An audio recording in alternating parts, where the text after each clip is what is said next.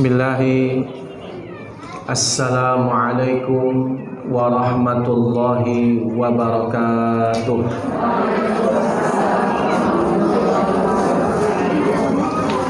Innal hamdalillahi nahmaduhu wa nasta'inuhu wa nastaghfiruh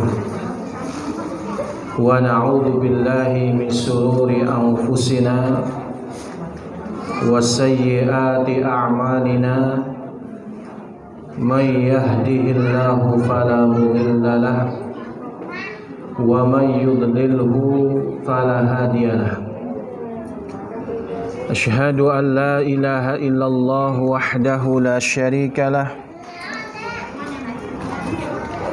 wa asyhadu anna Muhammadan abduhu wa rasuluh la nabiyya wa la rasula ba'dah.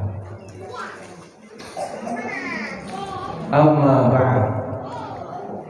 Qala Allah Ta'ala fil Qur'anil Karim, A'udzu billahi minasy syaithanir rajim. Ya ayyuhalladzina amanu taqullaha haqqa tuqatih wa la tamutunna illa wa antum muslimun.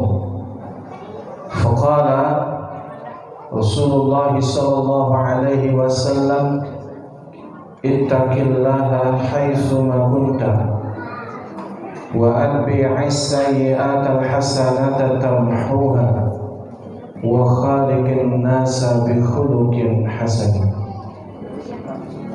Ummahat wa akhwat, saudari-saudariku yang dirahmati Allah, alhamdulillah atas karunia yang Allah Ta'ala berikan kepada kita. Pada pagi hari ini kita bisa bermajelis di majelis ilmu yang rutin diselenggarakan Yayasan Ibnu Sulaiman Al-Faruq yang bertempat di Rumah Quran Al-Faruq. Tentunya ini adalah semua atas nikmat yang besar dari Allah, nikmat yang harus kita syukuri dengan sebenar-benarnya, yaitu dengan menggunakan seluruh nikmat tersebut untuk semakin dekat, semakin giat, semakin taat kepada Allah Subhanahu wa Ta'ala. Salawat beriring salam semoga selalu dihaturkan kepada Nabi kita, Nabi Muhammad sallallahu alaihi wasallam, beserta keluarganya, para sahabatnya, serta para pengikutnya yang selalu senantiasa meneladani sunnah-sunnahnya hingga yaumil qiyamah. Ummahat wa akhwati fillah, tema kita pada pagi hari ini adalah amalan harian seorang muslimah di bulan Ramadan. Tentu ini adalah satu judul yang sangat spesifik, sangat khusus. Memang kita sebentar lagi akan memasuki bulan Ramadan. Kemarin sudah membahas bagaimana bulan Sya'ban sama Ustadz Hafiz ya. Intinya adalah bagaimana mempersiapkan.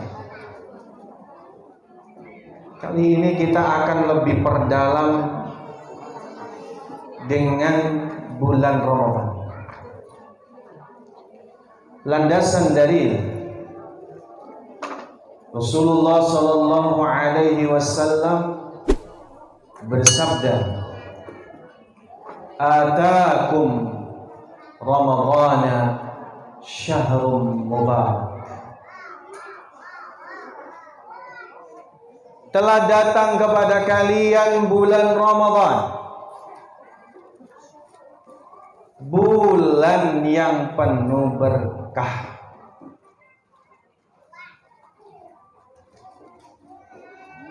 Ada sebuah passion, ada sebuah ghirrah, ada sebuah semangat ketika Nabi kita Nabi Muhammad SAW mengucapkan kalimat ini. Beliau mengatakan, atakum Ramadan, telah datang kepada kalian bulan Ramadan, syahrul mubarak, bulan penuh berkah. Jadi ada sebuah semangat yang berlebihan, melebihi apapun, bahkan lebih daripada punya seorang anak laki-laki. Orang Arab itu karena memang jalur nasab diandalkan adalah putra seorang anak laki-laki, maka mereka sangat bahagia kalau punya anak laki-laki. Kalau belum punya anak laki-laki, mereka sering katakan maqtu', oh nasabnya terputus. Atau dalam bahasa Al-Quran abtar, juga artinya terputus. Maka kalau mereka dikaruniakan seorang anak laki-laki, maka mereka bahagia, bergembira. Dan disebutkan Rasulullah SAW dan para sahabatnya apabila datang kepada mereka bulan Ramadan, mereka bahagia melebihi kebahagiaan punya seorang anak laki-laki.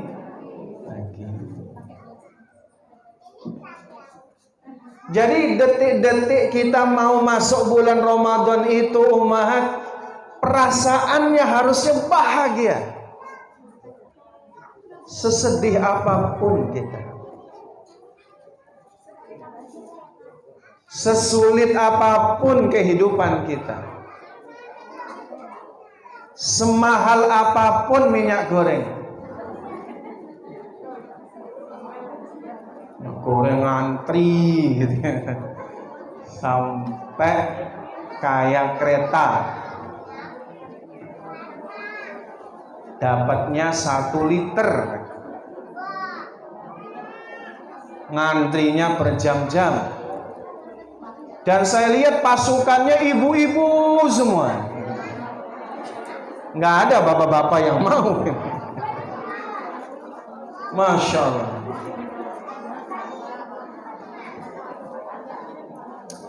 Buang pikirannya yang ruwet jauh-jauh, buang pikiran masalah minyak goreng jauh-jauh.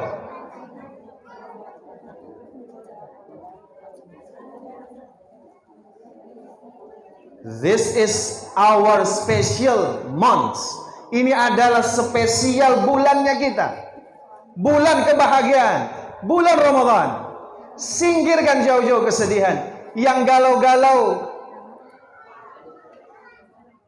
buang galau-galaunya ke laut. Kok kenapa ke laut nih? Ya teriak sana depan laut. Lepaskan semua. Udah hilangin galaunya. Harus bahagia. Makanya kita sedang dibawa kepada satu rasa, satu kondisi perasaan Rasulullah dan para sahabat, yang mereka itu kebahagiaannya melampaui dari segala urusan dunia.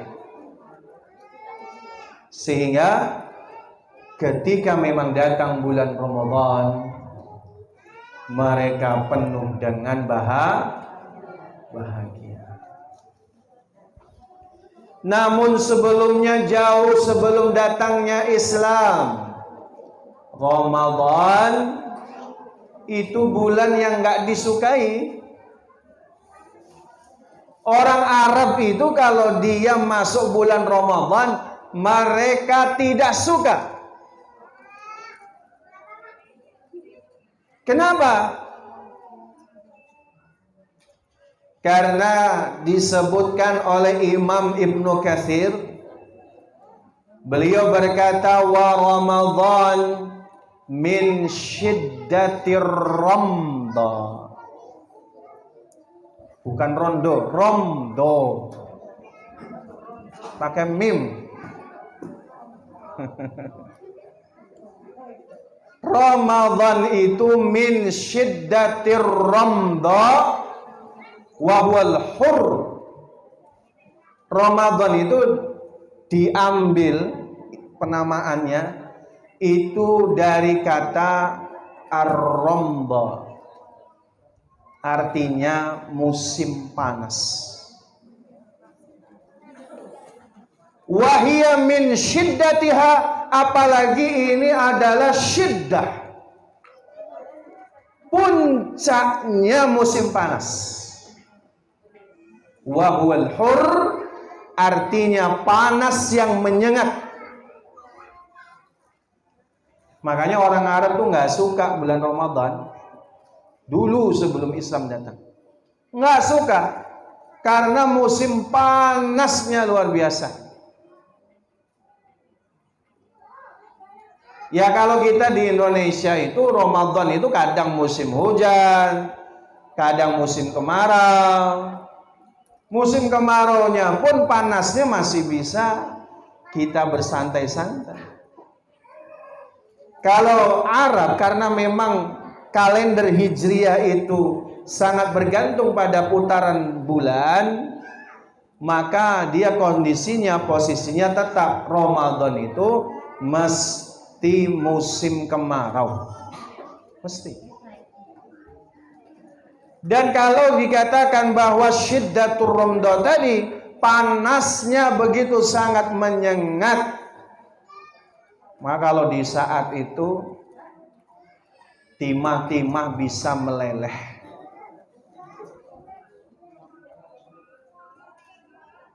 Plat-plat mobil motor itu bisa meleot. Saking panas.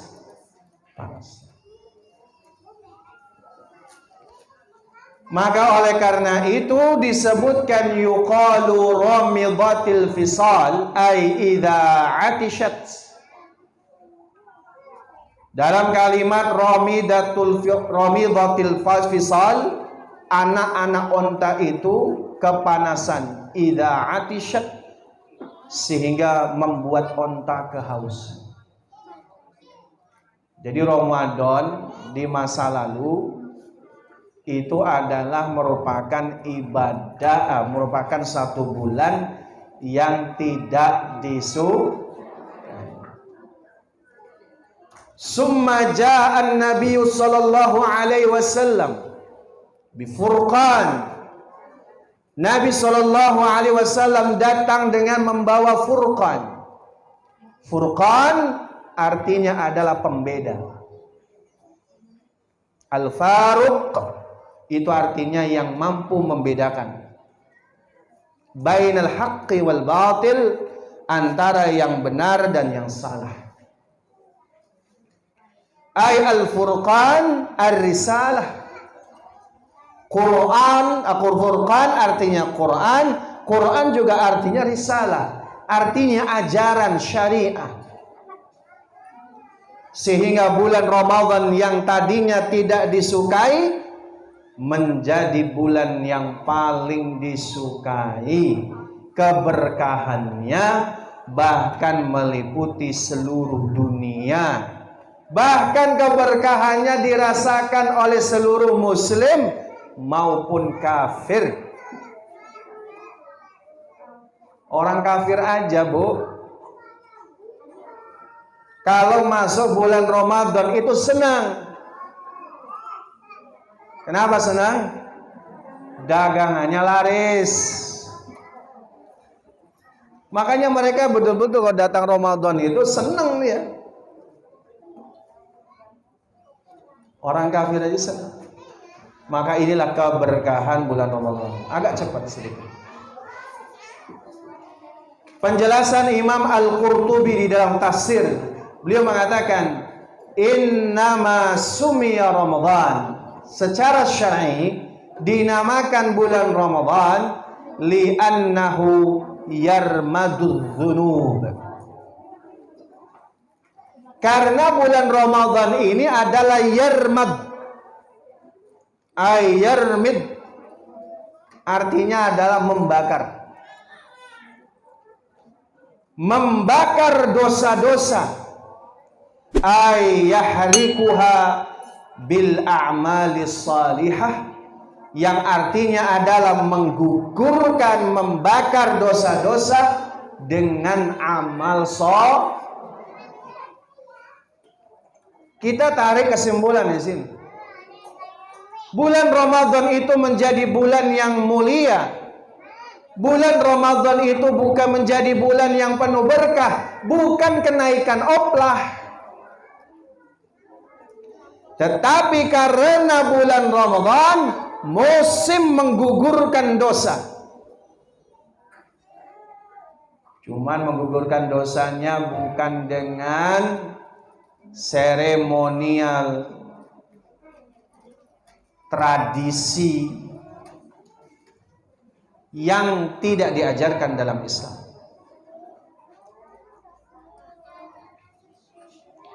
Bagaimana membakar dosa ini? Bukan dengan mandi di mana itu, Pak? Di teluk mana? Di mana?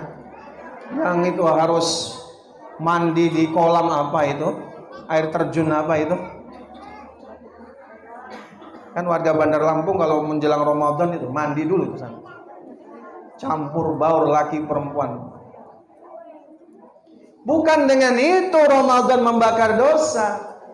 Membakar dosanya itu bil a'malis salihah, dengan banyak-banyak melakukan amal ini pembahasan kita. Jadi kalau kita pengen menggugurkan dosanya di bulan Ramadan, ikuti langkah-langkah berikut ini. Yang pertama, menyambutnya dengan iman, ilmu, dan kekuatan mental.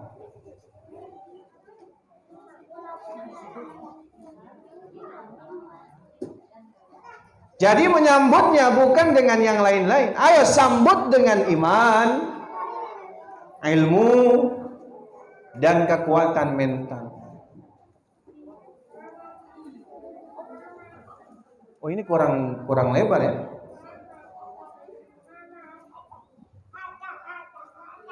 Oh, Masya Allah.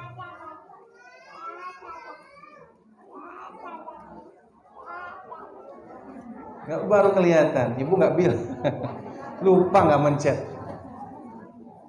Menyambutnya dengan iman, ilmu, dan kekuatan mental. Umar bin Abdul Aziz. Siapa Umar bin Abdul Aziz? Ini ulama dari kalangan tabi'in. Beliau masuk dalam jajaran ataupun dalam golongan orang-orang, bahkan termasuk para ulama memasukkannya sebagai khulafaur rasyidun. Al-khulafa ar-rasyidun al-khamisah. Jadi khulafa rasyidin yang kelima setelah Ali bin Abi Thalib. Padahal jaraknya jauh ya. Karena apa? Keadilannya, keilmuannya diakui. Bahkan yang kita dengar keadilannya Umar bin Abdul Aziz itu sebagai seorang khalifah, sampai rakyatnya nggak ada yang mau dikasih uang. Sampai kebingungan Uang negara mau apa? Itu loh. Luar biasa. Kalau sekarang bukan kebingungan uangnya buat apa, kebingungan uangnya kemana. Mana uangnya? Penghasil minyak terbesar di dunia, minyak kok nggak ada. Setuju, Bu? Masya Allah. Umar bin Abdul Aziz sampai uangnya bingung mau dikemanain. Nah ini, supaya ibu-ibu tahu, yang ngomong ini bukan sembarang orang. Beliau mengatakan yang artinya barang siapa beribadah tanpa didasari ilmu, maka kerusakan yang dibuat lebih banyak daripada kebaikan yang diraih. Makanya para ulama memberikan sebuah statement sebagaimana Imam Bukhari mengatakan, al-ilmu qablal qawli wal amal. Ilmu itu sebelum berkata dan berbuat. Kenapa? Karena kalau ibadah tanpa ilmu rusak ibadahnya. Ibadah tanpa didasari ilmu lebih banyak keburukannya daripada kebaikan. Dalam ibadah puasa,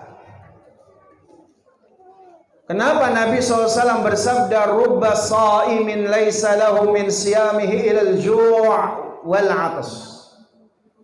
Berapa banyak orang yang berpuasa dia tidak dapat apa-apa dari puasanya kecuali lapar dan dahaga. Kenapa? Karena orang yang puasa tadi gak punya ilmu. Karena dia gak punya ilmu, ibadahnya cuma lapar dahaga yang ditahan, lisannya gak ditahan. Padahal Nabi bersabda, malam yada' qaulaz zur wal amal bih. Siapa yang tidak bisa meninggalkan qauluz zur dan amalannya. Qauluz zur ini dusta, bisa juga ghibah, namimah. Maka kata Nabi SAW, falaisa lillahi hajah fi ayyada'a ta'amah wa syarabat. Allah enggak butuh usahanya dan upayanya dalam menahan lapar dan dahaga. Jadi kalau orang enggak tahu ilmu, ya itu tadi, puasanya cuma menahan lapar dahaga saja. Agak cepat. Disimpulkan bagaimana sih menyambut dengan iman, ilmu, dan mental. Pertama, sambutlah dengan benar, dengan bahagia tadi. Ini bukti iman kita. Yang kedua, memulainya dengan taubat nasuha. Taubat yang sesungguhnya berkaitan dengan dosa. Kenapa harus taubat? Suatu ketika datang seseorang kepada Imam Hasan Al-Basri rahimahullah. Ini riwayatnya ada di dalam kitab Hakadha Kana As-Salihun. Hakadha Kana As-Salihun. Di situ ada riwayat, ada orang datang kepada Imam Hasan Al-Basri. Ya Gurunda, saya pengen sholat malam. Saya pengen baca Quran. Tapi kenapa saya nggak bisa sholat malam? Saya nggak bisa baca Quran. Pengen baca Quran tapi nggak sanggup. Baru satu kalimat ngantuk. Baru satu halaman capek. lemes, bosen ya. Baru satu halaman, matanya sudah semaput. Begitu pula sholat malam, pengen sholat malam, nggak mampu dikerjakan.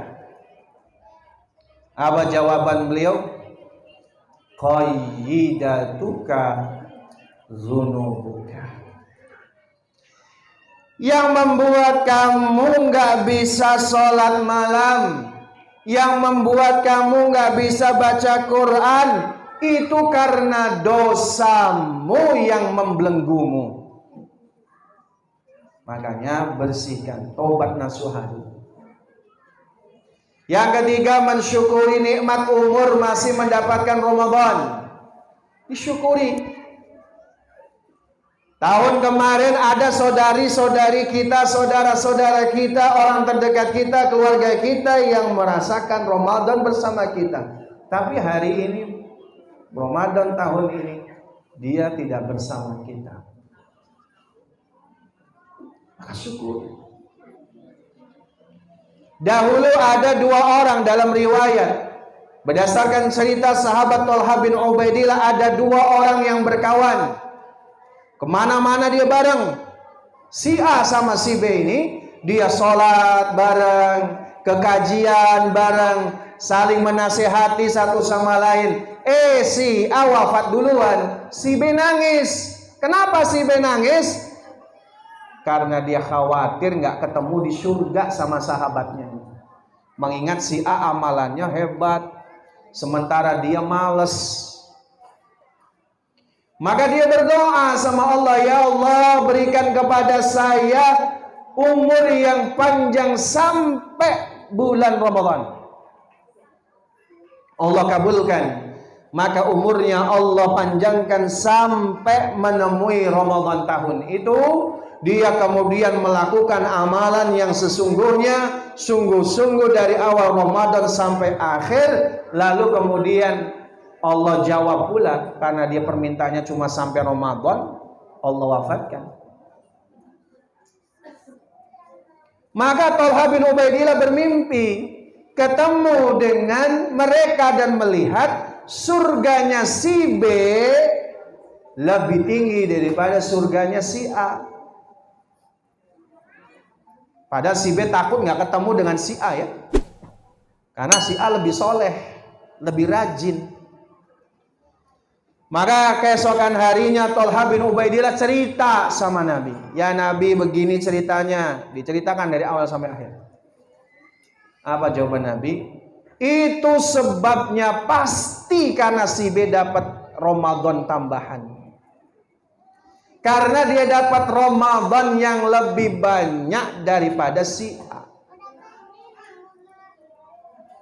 Jadi syukuri ibu-ibu, saudari sekalian. Kalau kita dapat Ramadan ini, Masya Allah, nikmat yang tidak boleh kita pungkiri.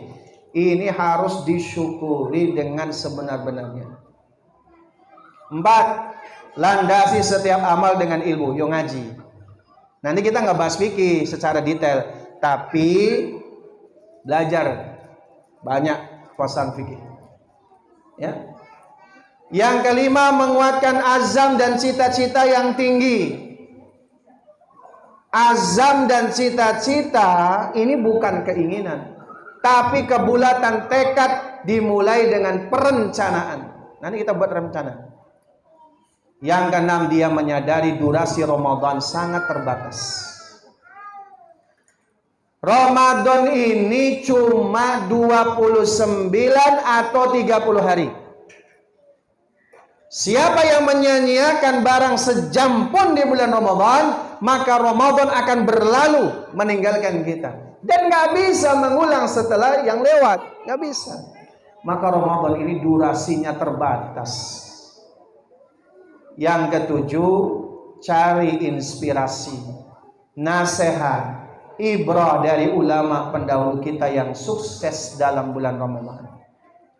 Contoh, Imam Asy-Syafi'i rahimahullah dalam membaca Quran misalnya. Di bulan Ramadan, beliau 60 kali khatam Quran.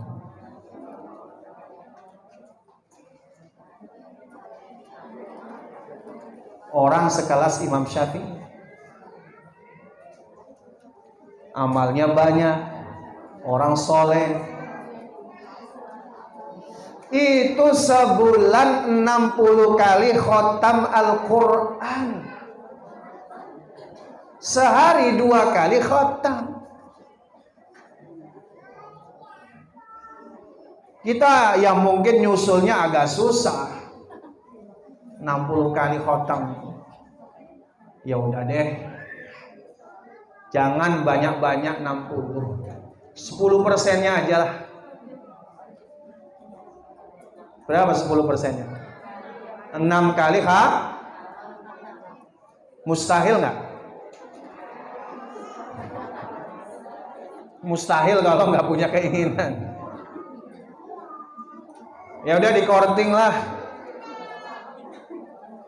Gimana caranya minimal di Ramadan ini 2 kali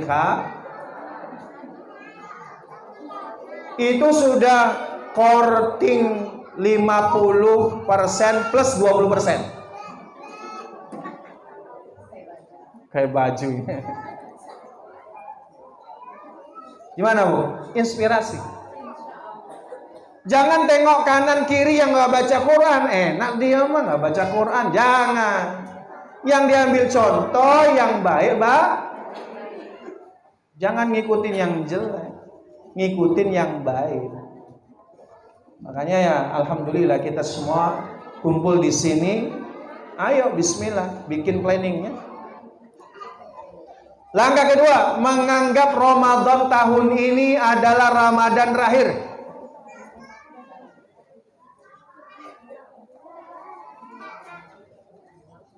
Penting, Mahat.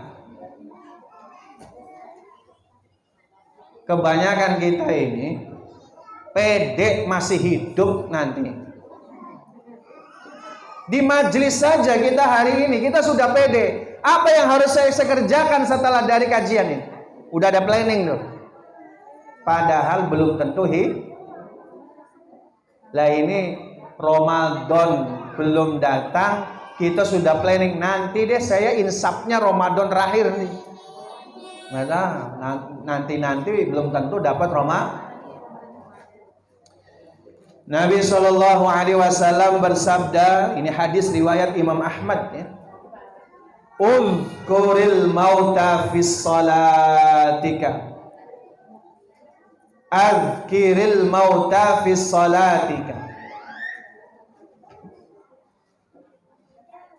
Ingatlah mati dalam salatmu.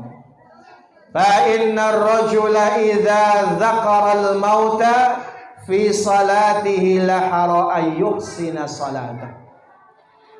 Sesungguhnya seseorang jika dia mengingat mati dalam salatnya, tentu ia akan memperbagus salatnya. Wa salli salatar rajulin la yadhunnu ayyusalliya salatan ghairaha wa iyyaka wa kulla amrin ya'tadir minhu. Maka oleh karenanya sholatlah engkau seperti sholatnya orang yang gak yakin dapat melakukan sholat selainnya. Ini hadis dari Imam Ahmad disahihkan oleh Imam Al-Albani dan riwayat ini adalah Imam As-Suyuti. Gimana Pak? Jangan pede kita pengen dapat Ramadan tahun-tahun yang akan datang. Belum tentu dapat. Ramadan kali ini saja kita belum tentu. Maka Ramadan nanti jadikanlah Ramadan yang terakhir. Ini gambar apa, Mas? Kuburan. Ahli kubur, kalau mereka itu diberikan oleh Allah kesempatan hidup barang sehari saja, kembali ke dunia, maka mereka akan bersedekah, maka mereka akan sholat, maka mereka akan puasa sehari saja. Dan sehari itu apabila dia gunakan sebenar-benarnya untuk ibadah, sudah cukup memadamkan siksa kubur, sudah cukup diampuni dosanya. Satu hari.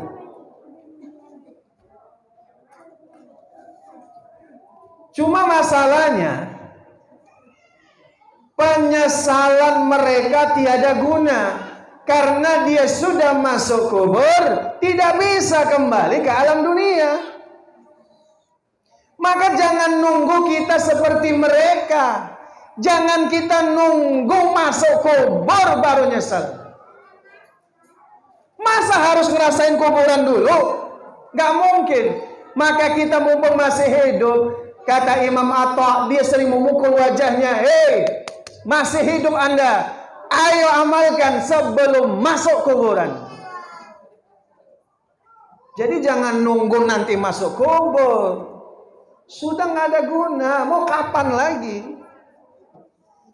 Makanya kalau Imam Atta sering mukul wajahnya, hei Anda masih hidup, belum masuk kuburan, ayo sebelum masuk kuburan.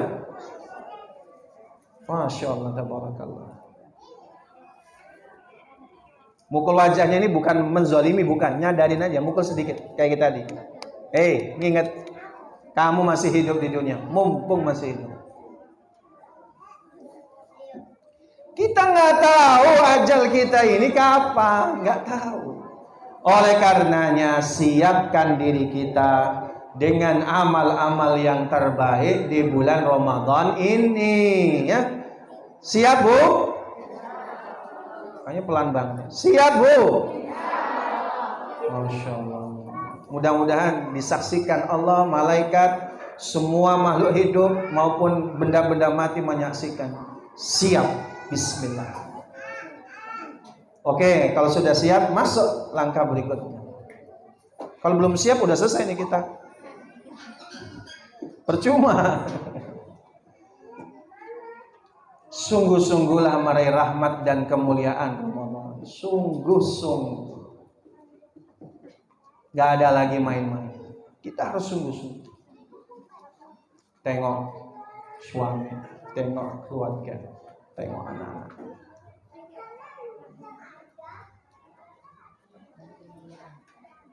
Raih rahmat dan kemuliaan di bulan Ramadan. Kenapa? Karena bulan Ramadan bulan Al-Quran. Nah ini musim Quran. Kenapa nggak megang Quran? Syahrul Ramadan alladzi unzila fihi al-Quran. Bulan Ramadan bulan diturunkan Al-Quran. Maka ini musimnya Al-Quran. Stop gadgetnya. Stop remote TV-nya. Tinggalkan itu. Peganglah Al-Quran. Saya sarankan Bu, Quran ada 3 jenis. Ada Quran yang kecil bisa ibu kantongin. Kemana saja ibu bisa baca Quran. Dalam kondisi kita punya wudhu. Di rumah pakai Quran yang lebar supaya lebih nyaman membaca Quran. Kalau kita pengen artinya, ada buku Quran tafsirnya, buku tafsir Quran. Minimal Quran terjemah harus punya. Paling enggak kita itu paling enggak punya 3 Quran di rumah. Ada yang bisa dibawa, ada yang di rumah yang lebih besar dan nyaman, ada buku terjemah Quran atau tafsirnya. Harus ada. Bulan dilipat gandakan pahala. Di dalam hadis disebutkan kullu amali ibni Adam yudha'afu lahul hasanah bi 10 amsalha aw ila 700 di'fin. bahwa seluruh amal anak Adam itu dilipat gandakan, dicatat satu kebajikan dilipat gandakan 10 hingga 700 kali lipat, dan di bulan Ramadan dikali 10 lagi. Jadi kalau kita baca Quran, satu huruf itu bukan satu pahala, tapi 100 hingga 7.000 pahala. Satu huruf. Kalau dalam redaksi, bukanlah satu surah satu pahala, tapi bikuli harfin hasanah. Setiap satu huruf kebajikan. Nah tadi kebajikan dikali 10 hingga 700 kali lipat di bulan biasa, di bulan Ramadan kali 10 lagi. Makanya satu huruf membaca Quran di Ramadan itu pahalanya 100 hingga 7.000. Makanya rugi kalau di bulan Ramadan gak baca Quran tuh. Syaitan dibelenggu. Di dalam hadis banyak sekali riwayat wasudifati syayatin, dan syaitan dibelenggu. Di sini para ulama banyak memberikan keterangan bahwa setan secara hakiki memang dibelenggu. Iblis dan bala tentaranya, para menterinya diikat semua di rantai. Ada yang mengatakan seluruh syaitan minal jin diikat, dibelenggu. Tapi kenapa di Ramadan masih banyak setannya kemana? Setannya dibelenggu, kok masih banyak ya? Gimana tuh? Sesama setan gak perlu Setan itu akan menggoda orang yang belum jadi setan. Orang soleh-soleha itu digoda.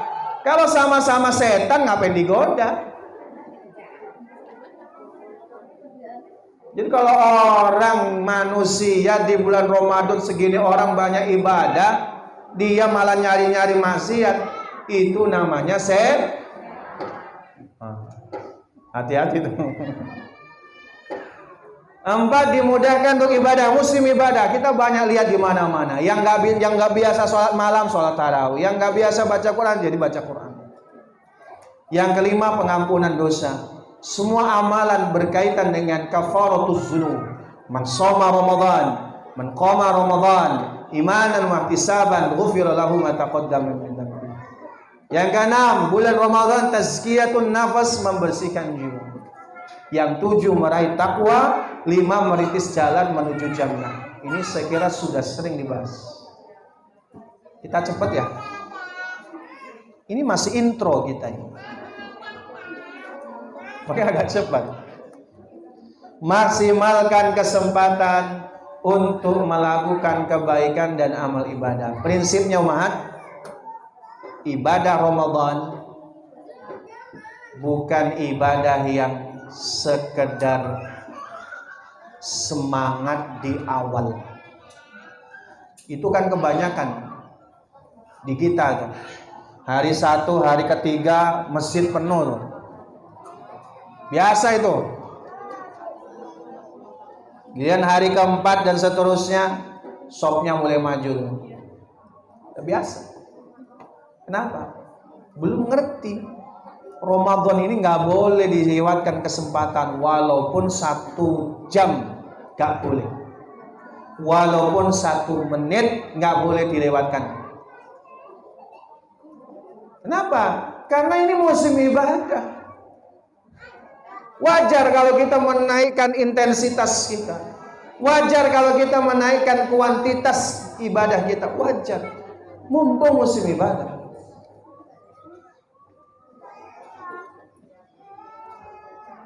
Sudah siap dengan alat tulisnya? Ada yang nggak bawa alat tulis?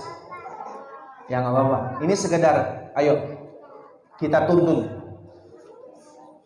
Rencana apa saja yang harus Anda lakukan di bulan Ramadan agar Ramadan tahun ini lebih baik dari sebelumnya? Tulis, Bu. Kita tuntun. Gimana caranya Ramadan tahun ini harus lebih baik dari tahun yang lalu. Tulis. Program besar.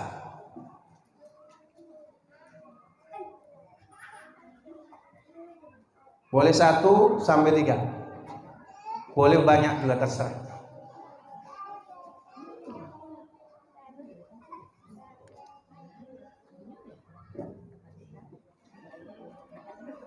Saya kasih waktu 1 menit. Ini kita serius nih, Bu. Beneran ini serius. Saya mengajak pribadi saya dan juga ibu semua. Kita sudah ngomong siap soalnya. Maka tulis apa planning kita. Gimana caranya Ramadan tahun ini lebih baik daripada tahun sebelumnya.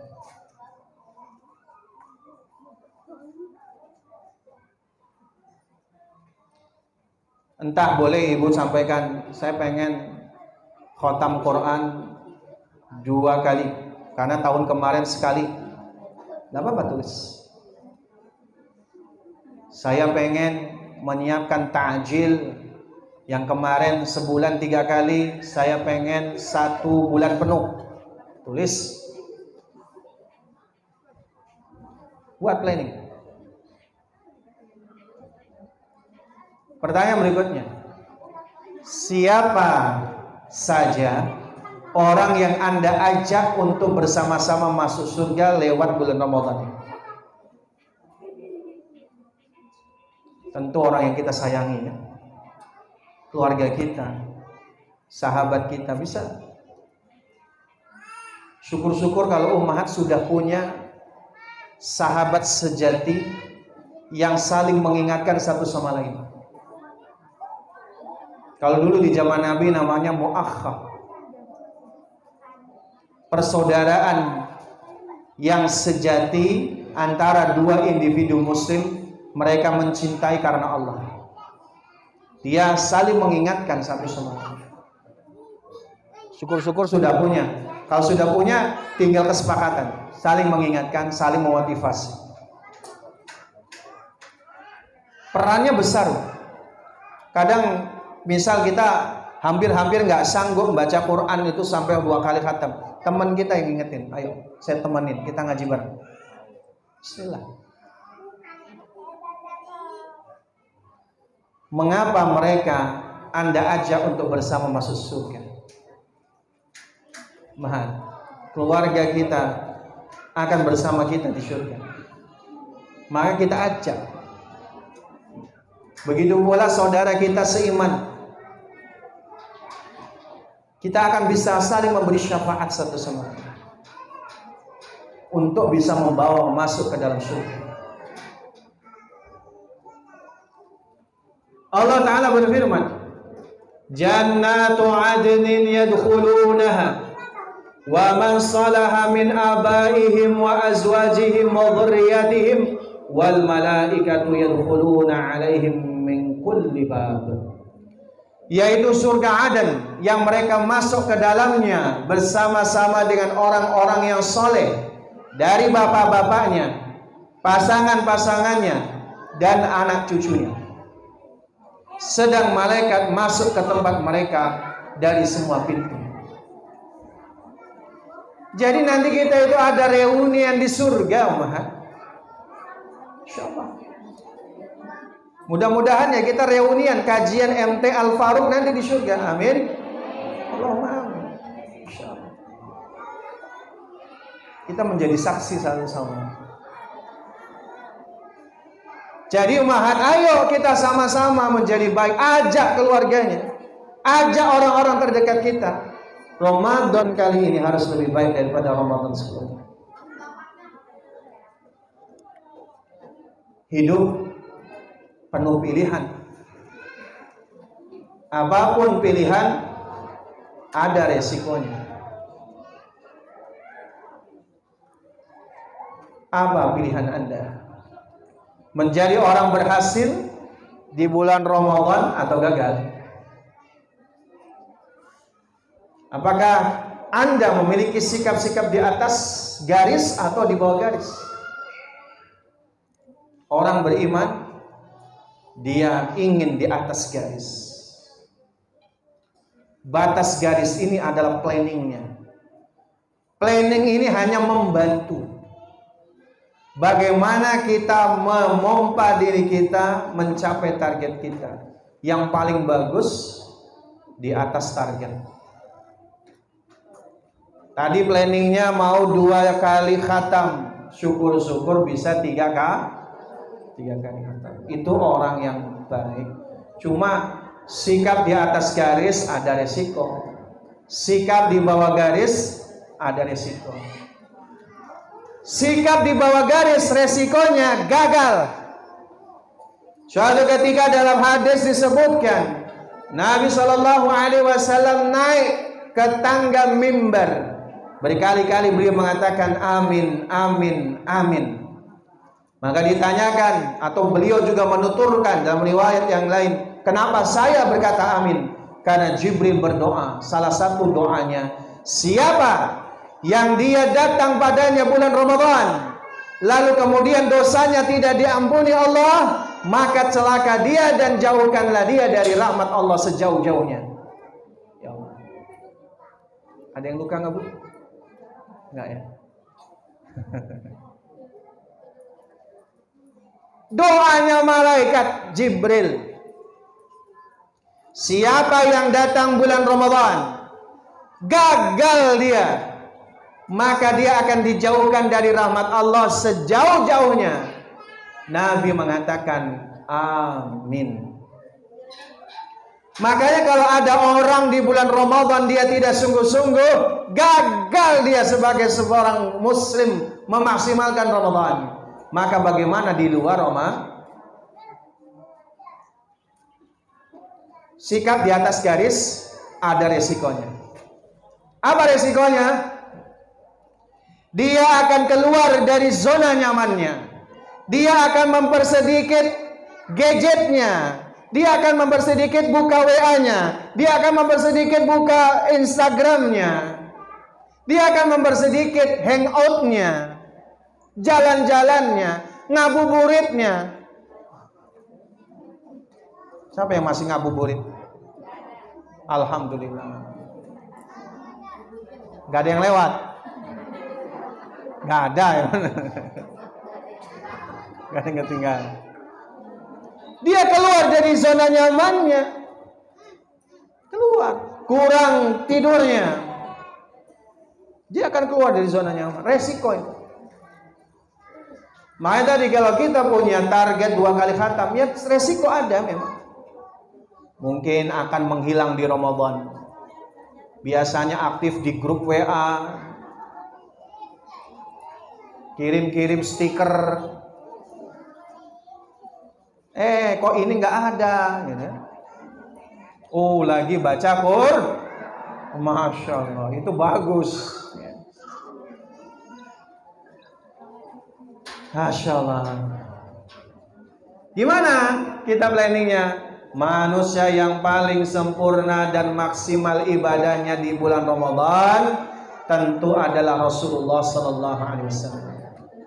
Maka caranya kita melakukan amalan harian, jalan terbaik adalah dengan mencontoh apa yang dilakukan oleh Rasulullah Sallallahu Alaihi Wasallam.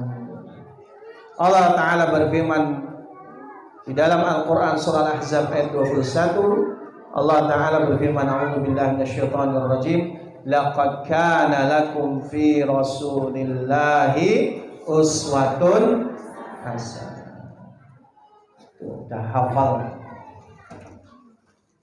Ini skema ibadah Rasulullah di bulan Ramadan. Ada 3 kelompok satuan waktu. Ini kalau mau dijelaskan panjang lebar nggak cukup waktunya. Nanti kapan-kapan ya, kalau waktunya panjang kita sampaikan. Ini kalau dibedah butuh 12 jam. Kalau saya di Kota Bumi menyampaikan sampai 12 jam baru tuntas.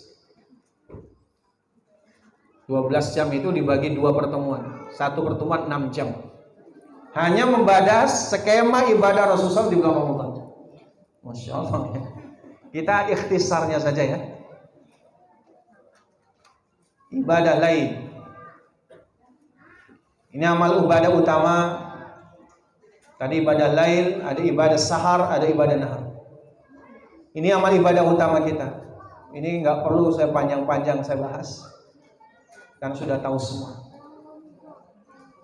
Ada siam, ada qiyam Ramadan, ya. Kalau bahasa fikih itu sebenarnya qiyam Ramadan dalam bahasa dalil. Ada sedekah, qiraatul Quran, duduk di masjid sampai matahari terbit, i'tikaf, umrah pada bulan Ramadan, dan menghidupkan Lailatul Qadar. Ini paling tidak 8 besar amal ibadah utama yang kita ketahui. Lanjut, ibadah lain. Yang pertama adalah salat atau qiyam. Sering disebut qiyamul lail dan atau tahajud.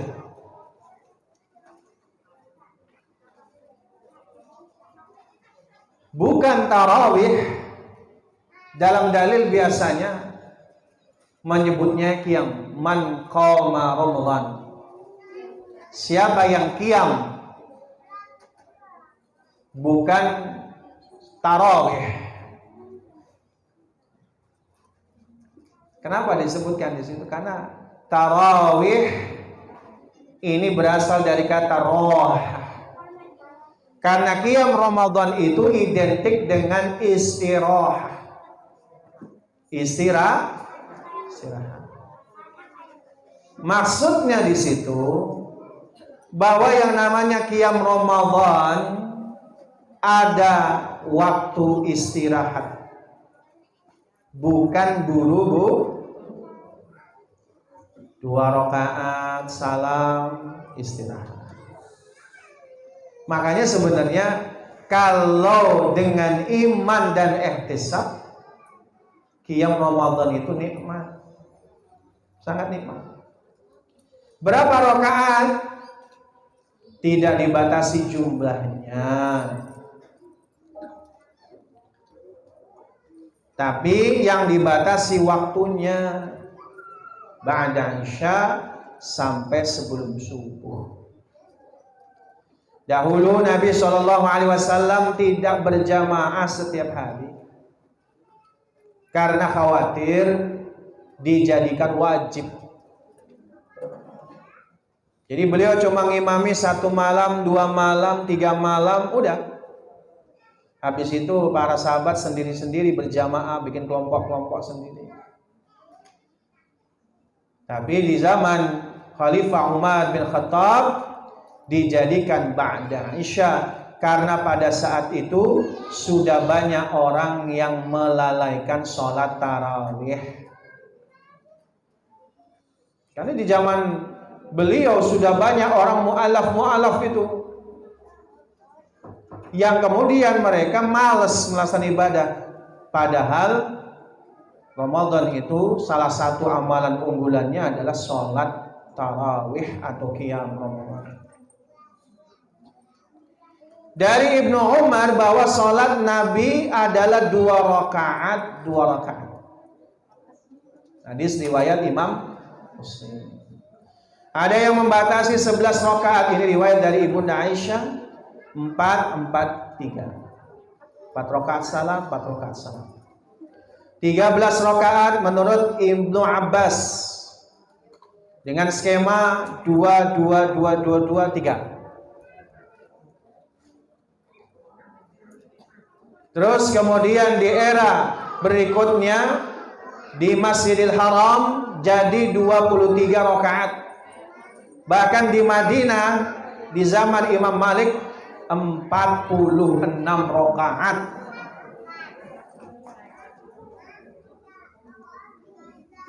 Pilih yang mana, Bu? 46, 23, 13 sama 11? Kompak.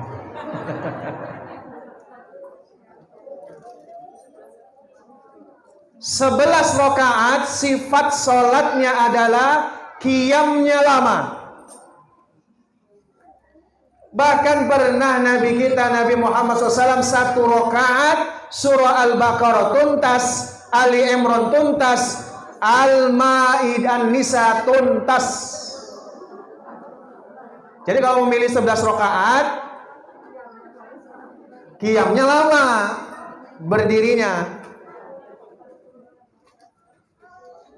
Makanya di era itu makin berat, naik 13 rakaat dengan harapan qiyamnya dipersingkat.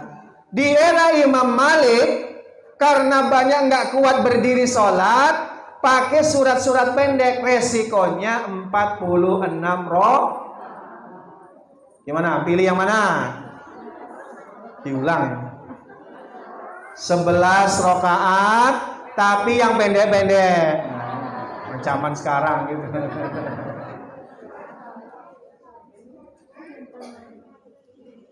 Ya, memang pinter zaman sekarang.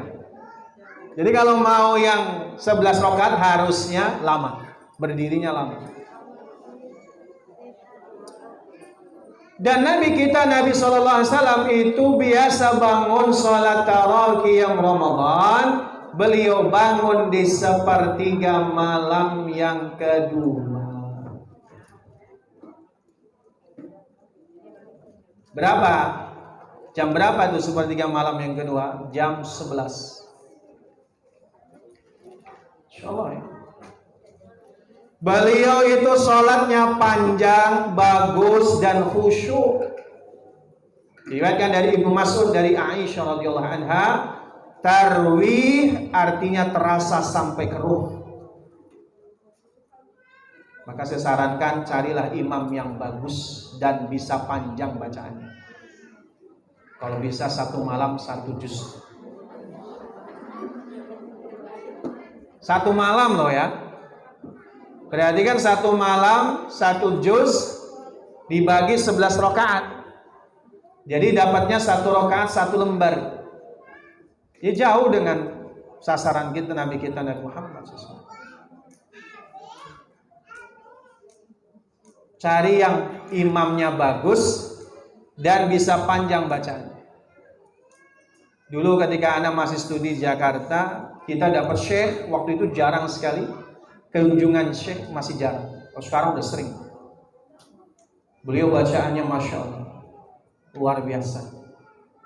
Teduh, bacaannya itu bikin khusyuk. Maka kita sholat di belakang beliau. Lalu beliau katakan, ala sunnati Rasulillah, mau nggak kita sholat sebagaimana sunnah Rasulullah? Maka semua mahasiswa berkata, bala ya syekh, tentu saja. Ajal, kita mau ya syekh seperti sunnah Rasul. Cuma sayanya bilang, alan nas, kita cuma separohnya aja ya. Kita mikir waktu itu, kok bisa syekh ini ngajak sesuai sunnah cuma separoh? Ya itu.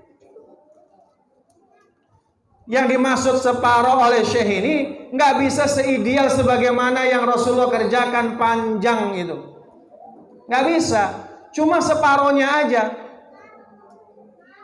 Maka kita mahasiswa itu sampai 8 soft. 8 soft. Masya Allah, senangnya ingin sunnah Rasul. Beliau ngimami 1 rakaat Al-Baqarah tuntas. Rakaat kedua Ali Imran tuntas. Itu baru separuh itu. Bisa dibayangkan. Masya Allah. Jamaah pada saat itu semuanya nangis. Ya ada yang nangis khusyuk jelas. Ada yang nangis gak kelar-kelar. Ada ini. Oh gak kelar-kelar ini.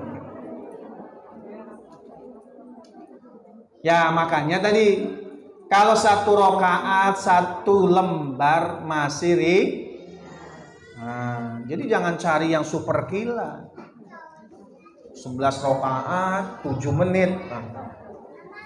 Cari yang panjang. Cari imam yang bagus, yang bisa panjang bacaannya. Lakukan karena iman dan ihtisab.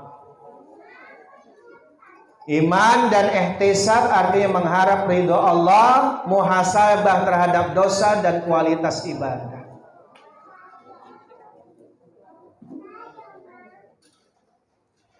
Apa yang dikerjakan oleh Nabi? Nabi sekaligus sholat malam, sekaligus berinteraksi dengan Quran. Karena tadi panjang bacaannya, banyak baca Qurannya. Kalau nggak ada hafalan, ibu nggak apa-apa megang mushaf. Ya.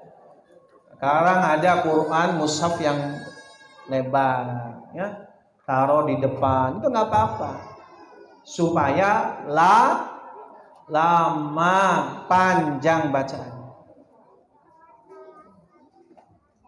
Ibadah malam beliau juga dihabiskan dengan berinteraksi dengan Quran.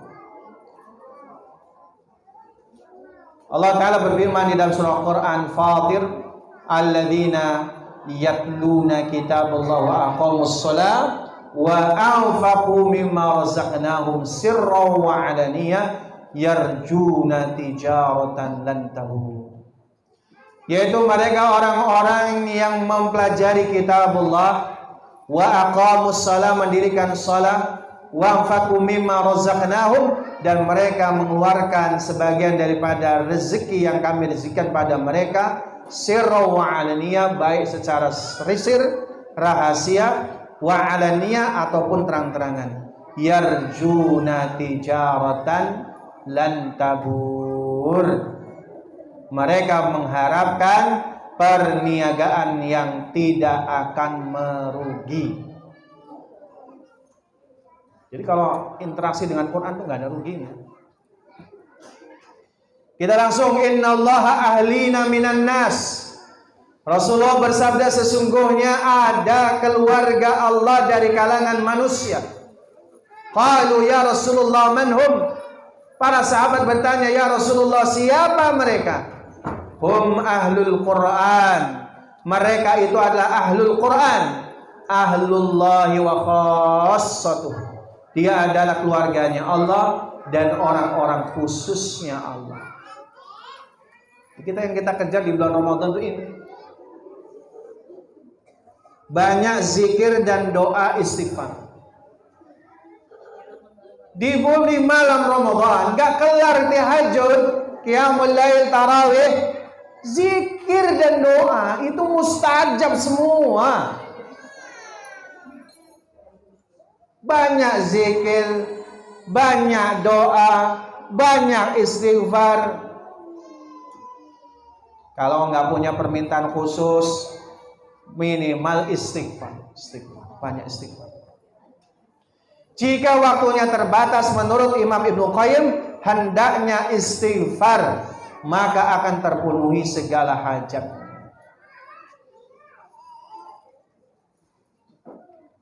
Lanjutnya, agak cepat. Beliau baru berhenti 20 sampai 30 menit sebelum fajar subuh. Inilah namanya waktu sahar.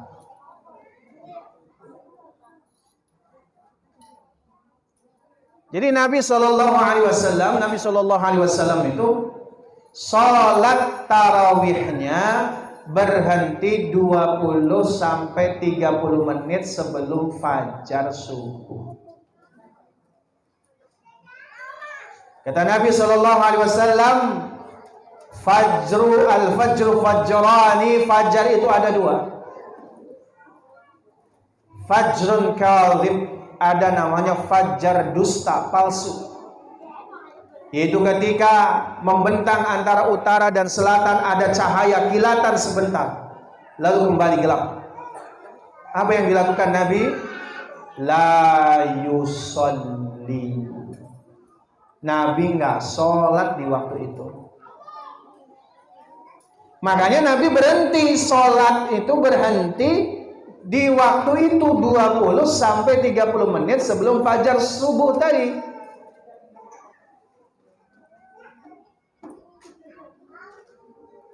Beliau makan sahur. Inilah amalan utama di waktu sahur. Di dalam hadis tasaharu fis sahar, makan sahurlah di waktu sahar karena barokah dan faidahnya. Barokah dan faidahnya salah satunya kita bisa lebih semangat ibadah, dan salah satu adabnya mengakhirkan sahur.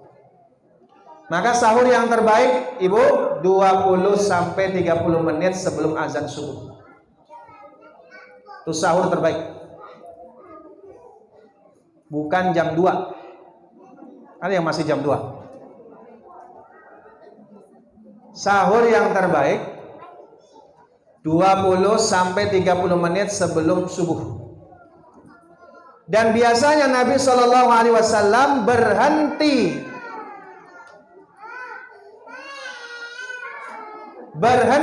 ibadah sahurnya,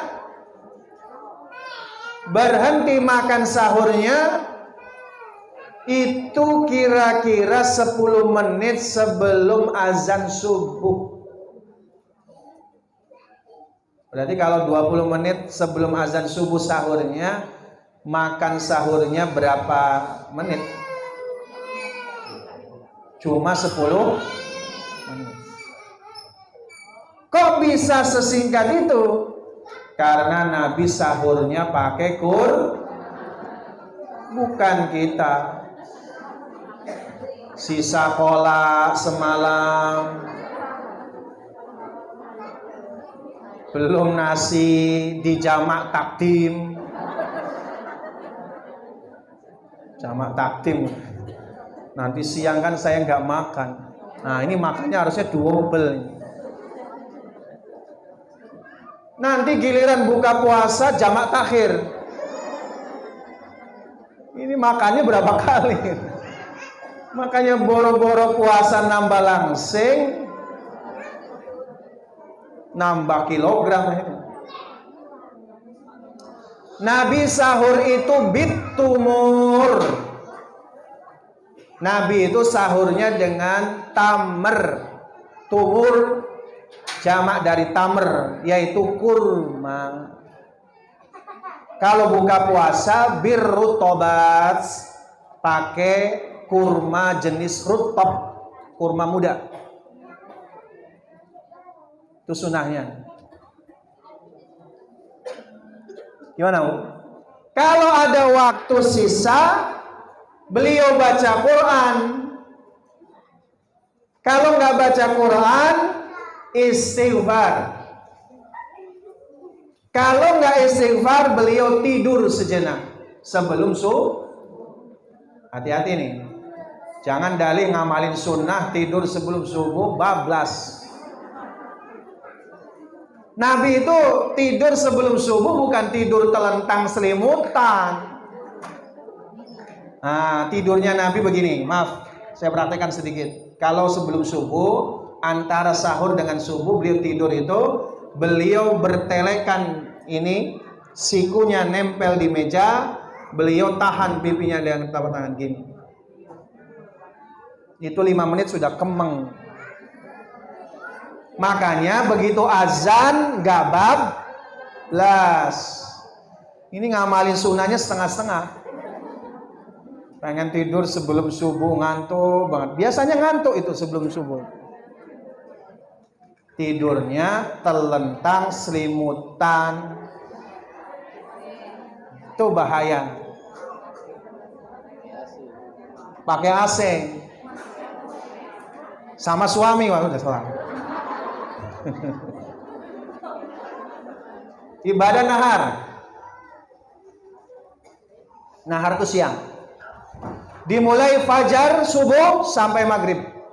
Amalan utamanya beliau sallallahu alaihi wasallam setelah sholat subuh, beliau nggak keluar. Beliau duduk di tempat beliau sholat sampai syuruk.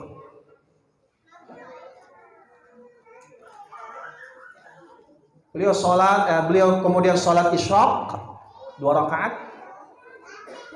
Setelah sholat isyraq 2 rakaat, beliau keliling ke semua rumah istri-istri beliau. Jadi beliau itu punya beberapa istri semasa masih hidup. 9 rumah istrinya didatangi semua. sambil berkata di setiap rumah itu kepada istrinya, Dinda, apa yang kau butuhkan hari ini dan adakah yang saya bantu hari ini? Keliling ke 9 rumah. Kalau ada, beliau bantu semuanya. Beliau mencuci pakaian sendiri, beliau menjahit pakaiannya sendiri, beliau nambal sendal terompahnya sendiri. Itu dilakukan oleh Nabi SAW. Lalu beliau kembali ke rumah istri yang menjadi jatahnya hari itu, dan kemudian beliau memberikan satu waktu agar istrinya cerita. Apa cerita kamu hari ini? Saya pengen dengerin. Tuh Nabi ya, ngasih waktu kepada istrinya cerita. Karena bahaya perempuan kalau nggak ditampung ceritanya. Ceritanya kepada yang lain.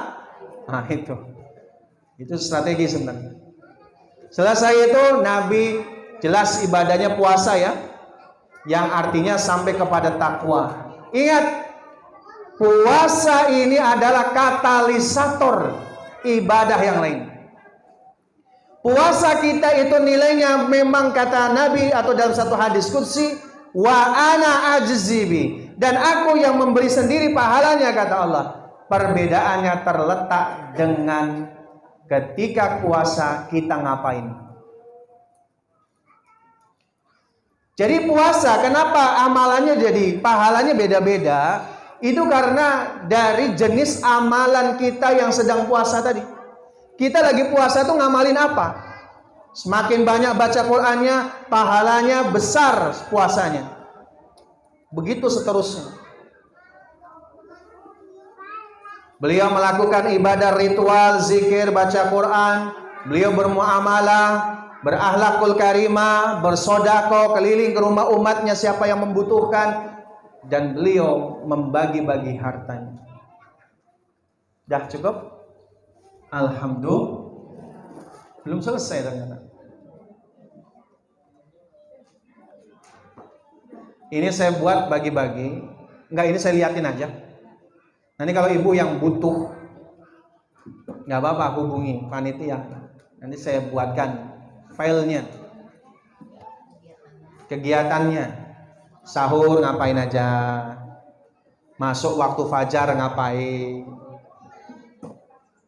kita buat rinci berdasarkan yang kita pelajari. Nah, inilah amalan harian muslimah. Bagaimana ketika di rumah atau yang bekerja berarti di kantor, ini rutinitas amalannya. Menjelang maghrib, ini amalannya. Cukup ya Mi? Masuk waktu isya, ini amalannya. Masya Allah. Ini dia jadikan panduan. Nggak perlu buat checklist di publish, nggak perlu ya. Ini cukup bagi pribadi saja. Wallahu a'lam bishawab. Bagi yang membutuhkan filenya bisa hubungi nanti panitia, nanti saya kirimkan. Demikian, sudah jam 11, kita cukupkan sampai di sini. Wallahu a'lam bishawab.